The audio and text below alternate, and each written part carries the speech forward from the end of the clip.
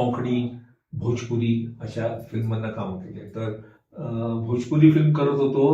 Film झाली आणि एक साधारणतः 10-12 दिवसांनी मला परत डायरेक्टर विमल कुमार यांचा फोन आला की अशोक जी आपको फिर आना है मड आयलंड, आपको मार खाना है. म्हटलं का? म्हणजे आता ते रशेस बघितल्या, डिस्ट्रीब्युटरने बघितलं, सगळ्यांनी बघितलं. सगळ्यांचं असं म्हणलं की विलनला हिरोईननी मारलं नाहीये. अच्छा. यू वोंट बिलीव्ह मी, अख्खा दिवस मार खातो. पण ते समाधान होतं. बरोबर. दॅट वॉज अ व्हेरी, म्हणजे कुठेतरी होतं की कुठेतरी माझ्या कामाची एक पोचपावती म्हणा. नोंद पावते, Yes. पोच पावते असं होतं. आणि I was going out with the flow.